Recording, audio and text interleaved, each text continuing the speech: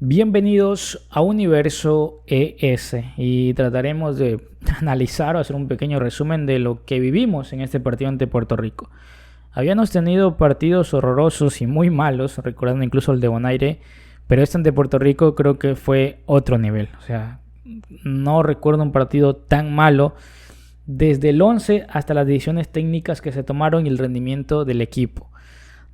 Antes de continuar, recuerda que si quieres salir en próximos videos, no te olvides de hacérmelo saber en la cajita de comentarios, suscríbete, comenta y comparte con tus amigos. Previo al partido se había filtrado una lista, o el 11, al menos yo lo vi por Twitter por Ernesto Membreño, Orestes Membreño, perdón, donde apareció una lista que me parecía, yo decía, esa no es la lista, o sea, me parecía súper defensivo, no le encontraba mucho sentido, pero sí, finalmente fue ese el 11 con el que saltamos. Una línea de 3 que de pronto sí, esa línea de 3 con los carrileros y teniendo algunos interiores de carácter de ataque ofensivos, como en su momento sí vimos ante Honduras, porque de hecho este parado fue mucho más defensivo que el que jugamos ante Honduras. El de Honduras se parece mucho, pero tenías muchas variables en ataque, era un 11 mucho más equilibrado. Y desde eso yo no entendía por qué salíamos tan defensivos ante Puerto Rico, que ni eso hicimos ante Honduras. Yo les decía, se había filtrado el 11 y no lo creía. Yo no creo que pase esto. Yo creo que le enviaron algún 11 equivocado. Me parecía irrisorio que saltáramos con ese 11 para enfrentarnos a Puerto Rico. Sin faltar el respeto a Puerto Rico, evidentemente, pero entendiendo que jugábamos de local, en casa, y que el objetivo era conseguir una victoria, era ganar. Y para ganar necesitabas una generación en ataque, necesitabas tener opciones de cara a peligro. Pero con el siguiente 11 yo veía muy limitado desde la previa. Desde allí me parece que el técnico se equivoca en la conformación e incluso en la convocatoria. ¿Por qué diré esto? Ya se estarán enterando más adelante. Aparecía Mario González en portería. Jugábamos con línea de 3.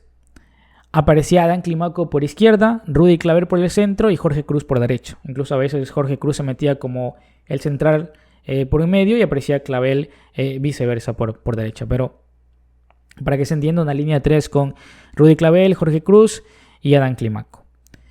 Y salíamos con los dos carrileros, entre comillas, que tendrían que hacer los jugadores que hacían la banda, pero se vieron muy limitados a un corte más defensivo porque Jeremy de León, junto a Rivera y Antonelli, prácticamente abusaron, por llamar así, de las bandas, porque constantemente tenían ese espacio para atacar y por eso Blanco ni Tamacas, que en este caso los carrileros, entre comillas, que tenían que hacer la banda e ir más de carácter ofensivo, se vieron limitados a defender y prácticamente esa línea de 3 que podría tornarse mucho más ofensiva terminó siendo una línea de 5 muy defensiva.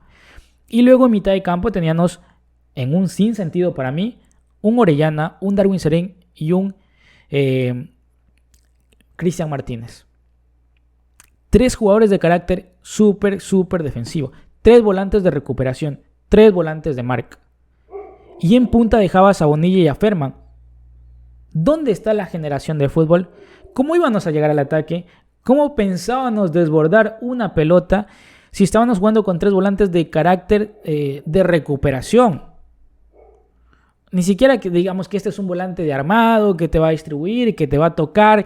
Por ahí podrían decir que Serén te puede hacer esas funciones, pero para mí Serén, Orellana y Cristian Martínez son volantes de corte, de quite, de marca. Y la generación en el aire se quedaba. Y luego tenías a Bonilla y a Ferman en punta. Otro para mí un error muy puntual en delantera, porque para mí Bonilla y Ferman son jugadores de condiciones similares. Sé que uno juega en Tailandia y el otro en la liga local, sí, pero por condiciones, por lo que te pueden ofrecer futbolísticamente en ese sector del campo, en delantera, Bonilla y Serén son iguales. Eran jugadores que no tienen ida y vuelta, que no son rápidos, que no tienen eso que de pronto sí te ofrecía Brian Hill. Jugador mucho más rápido, que tiene juego aéreo, ese tipo de características no, eran muy similares. Y claro, teníamos una línea 5, luego teníamos un tribote, volantes muy defensivos y luego 2 jugadores muy estáticos. Y en mi cabeza no encontraba lógica para salir a jugar así ante Puerto Rico. Desde allí me parece que el técnico se equivoca. Y desde la conformación de la convocatoria sí, porque dejan nombres como Mayer Hill, que evidentemente sí tenía esas condiciones para acompañar ya sea a Bonilla o a Ferman. Por ahí se comentaba que Amando Moreno no llegó por lesión. Joaquín Rivas me parecería que sería la misma película, junto al jugador Rafa Tejada. O sea, tengo claro que Bonilla está lesionado. A ver, vamos a ver qué pasa. No sé si también en este caso Joaquín Rivas y Tejada también estuvieron lesionados, porque eso ya sería una muy mala suerte, pero de no ser así, no entendería por qué quedaron fuera de la convocatoria, porque nos miramos muy limitados en delantero a los cambios. Y luego pasó algo muy particular en entretiempo, porque, a ver, Puerto Rico salió siempre a hacer su fútbol, ¿no? Que era tratar de sacar de quicio a la selección en todo el sentido de la palabra, ya sea con toques de balón, circulación. Nunca logramos tener una presión efectiva. O sea, presión hoy no existió por parte de la selección. O sea, se borró, se olvidaron de la presión el técnico y jugadores, y Puerto Rico salía a sus anchas jugando en toque. Y cuando medio le presionabas, igual te salía limpio jugando Puerto Rico. Luego sí, friccionaban, chocaban y cortaban juego y sacaban un poquito de quicio a la escuadra salvadoreña. Pero evidentemente era porque Puerto Rico tenía esas libertades. O sea, nunca la selección pudo adueñarse del manejo del balón o de la intención de juego o manejar los hilos, la intensidad, la velocidad, etcétera del partido. Nunca. Y sabiendo estos errores y viendo que no estaba funcionando la selección, hasta los minutos 30, por ahí encontró un respiro que fue al menos de los 15 minutos del primer tiempo, que algo más propuso, y por ahí encontramos un palo con Cristian Martínez que estampó en la portería, alguna jugada en los últimos 15 del primer tiempo. Y uno dijo, bueno, parece que se asentó, parece que se encontraron, vamos a ver qué pasa en el segundo tiempo. El segundo tiempo fue la misma película del primer tiempo, Puerto Rico saliendo con toques, sacando de quicio a la selección salvadoreña, a los jugadores, etcétera. Y pasó algo muy particular, porque en los primeros 45 saca a Climaco para meter a Jairo. Y uno entendía, decía, bueno, sale esa línea de 3 y vuelve a una línea de 4 para tener, más allá de laterales, tener extremos puros, para ver qué se generaba. Pero claro, yo entendía que solo entró Jairo y sacó a Climaco, y dije, bueno, ¿y quién va a ir por la otra banda? Entiendo que Jairo va a jugar como extremo, ¿y cuál es el otro extremo? Seren, ¿no? Pero 8 minutos más tarde de lo que hizo, vuelve a meter a Cibrián, un central, y vuelve a jugar con línea de 3. Y me van a disculpar, pueden aquí echarle la culpa a los jugadores y todo lo que quieran. Pero ese movimiento, primero desde el 11, y luego ese movimiento de línea de 4 y 8 minutos volver a línea de 3 cuando no te había funcionado el primer tiempo, y esa indecisión y eso que me mostró ese cambio, y ese me dejó ver que evidentemente no íbamos a ganar. Que tanto esto que se ha intentado tapar, que en las declaraciones no estamos bien, no nos pesa 2 años sin ganar. ¿Qué 2 años sin ganar? No nos pesa, no, soy sarcástico por llamarlo así. No, que estamos bien, que el grupo, etc. Evidentemente es un tema que pesa y que también le está pesando al técnico, porque esa indecisión en esa toma de decisiones de una línea de 4 a una línea de 3, nuevamente variar de línea de 4 a línea de 3 en menos de 8 minutos, es un factor mental, es un tema de indecisión, es un tema de frustración, es un tema de no saber qué hacer, que está pasando factura. Y durante las declaraciones previas siempre el técnico ha dicho, yo no me pienso meter con la liga local, yo no pienso hablar de ese tema, yo no pienso exigir en esto y lo otro, yo voy a hacer mi trabajo, con esto me basta y me sobra, y yo trabajo para esto.